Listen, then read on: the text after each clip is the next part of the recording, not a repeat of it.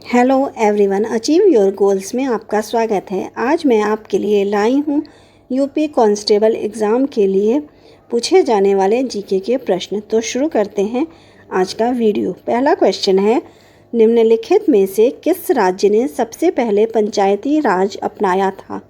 Option है ए Andhra Pradesh, B Bihar, सी गुजरात और D Rajasthan. कहाँ पे पंचायती राज व्यवस्था को सबसे पहले अपनाया गया था? राजस्थान में। राजस्थान के नागौर ज़िले में पहली बार जो है वो पंचायती राज व्यवस्था शुरू की गई थी। क्वेश्चन नंबर 2, भारत में राष्ट्रीय विज्ञान दिवस कब मनाया जाता है? ऑप्शन है ए 30 अप्रैल, बी 1 फरवरी, सी 28 फरवरी और डी 23 मार्च। विज्ञान दिवस कब मनाया जाता है? 28 फरवरी को। तो हमारा ऑप्शन सी सही होगा। 28 फरवरी को राष्ट्रीय विज्ञान दिवस मनाया जाता है। क्वेश्चन नंबर 3, निम्नलिखित में से कौन स्वराज पार्टी के सदस्य थे?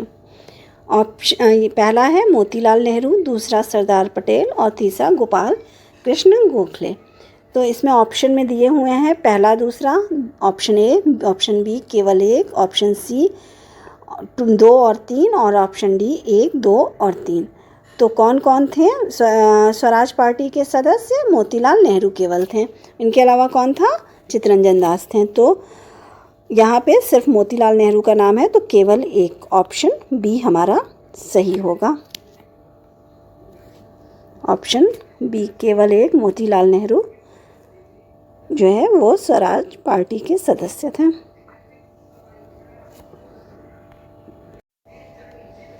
क्वेश्चन नंबर 4, संविधान के अंतर्गत बंदी प्रत्यक्षीकरण आदेश जारी करने का अधिकार किसमें निहित है?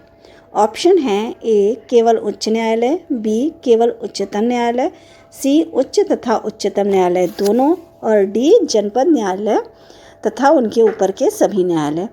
क्या सही आंसर होगा इसका? किसको बंदी प्रत्यक्षीकरण आदेश जारी करने का अधिकार होता है? उच्च तथा उच्चतम न्यायालय दोनों को। तो ऑप्शन सी यहाँ पर सही होगा। क्वेश्चन नंबर 5, विश्व हिंदी दिवस जनवरी माह की किस तारीख को मनाया जाता है? ऑप्शन है ए 8 जनवरी को, बी 9 जनवरी को, सी 12 जनवरी को और डी 10 जनवरी को। विश्व हिंदी दिवस, यहाँ पर विश्व हिंदी दिवस पूछा जा रहा है, ये कब मनाया जाता है? 10 जनवरी को। ऑप्शन डी सही होगा। क्वेश्चन नंबर 6, टेलनेट का तात्पर्य है A telephone network, B television network, C teletime network और डी टेलीफैक्स नेटवर्क। टेलनेट का तात्पर्य क्या है? टेलीटाइम नेटवर्क। तो ऑप्शन सी हमारा सही होगा। टेलनेट मतलब टेलीटाइम नेटवर्क। क्वेश्चन नंबर 7, मानसरोवर झील कहाँ स्थित है? ऑप्शन है ए नेपाल, बी भारत, सी तिब्बत, डी भूटान। कहाँ पर मानसरोवर झील स्थित है? तिब्बत में। तो ऑप्शन सी हमारा सही होगा। क्वेश्चन नंबर 8, निम्नलिखित कथनों में से कौन सा सही नहीं है? ए हाइड्रोजन एक तत्व है, बी हाइड्रोजन सबसे हल्का तत्व है, सी हाइड्रोजन के कोई समस्थानिक नहीं होते हैं, ऑप्शन डी हाइड्रोजन और ऑक्सीजन एक विस्फोटक मिश्रण बनाते हैं। तो यहाँ पर बताना है कौन सा सही नहीं है। तो यहाँ पर ऑप्शन सी जो है, हाइड्रोजन के कोई समस्थानिक नहीं होते हैं, ये सही नहीं है। Option C. क्वेश्चन नंबर 9, राष्ट्रपति द्वारा संसद के दोनों सदनों के लिए कुल कितने सदस्यों को नामित किया जा सकता है? ऑप्शन है 14, ऑप्शन बी 16, ऑप्शन सी 10 और ऑप्शन डी 12। यहाँ पूछा है दोनों सदनों में कितने सदस्यों को। तो राज्यसभा में राष्ट्रपति 12 सदस्यों को मनोनीत करता है और लोकसभा में 2। तो यहाँ आंसर क्या होगा? Option A 14। Question number 10, Bharat के राष्ट्रपति निर्वाचित होने की न्यूनतम आयु सीमा क्या है?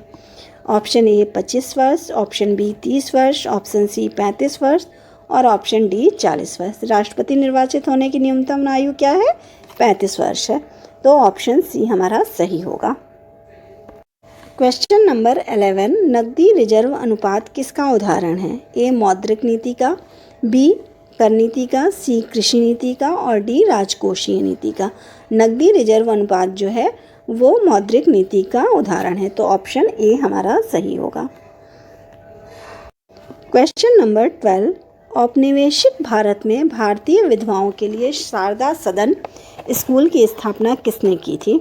ऑप्शन ए महादेव गोविंद रानाडे ने, बी सरोजनी नायडू ने, सी दयानंद सरस्वती ने और डी पंडित रमाबाई ने। शारदा सदन स्कूल की स्थापना किसने की थी? पंडिता रमाबाई ने, तो ऑप्शन डी हमारा सही होगा।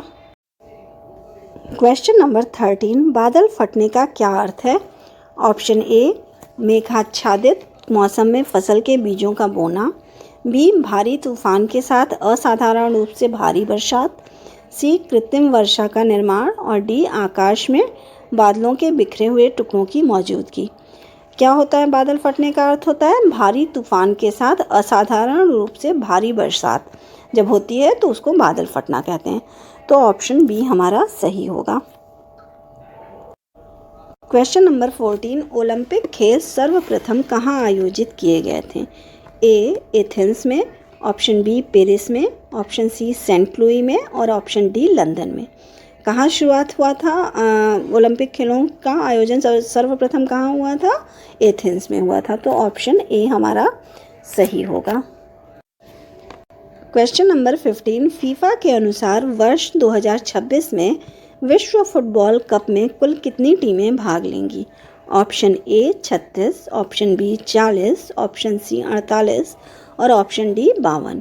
कितनी टीमें जो हैं वो शामिल होंगी 2026 के विश्व फुटबॉल कप में? 48 टीमें, तो ऑप्शन सी हमारा सही होगा। अगर आपको मेरी ये वीडियो पसंद आई हो तो प्लीज़ लाइक और सब्सक्राइब करें। Thank you.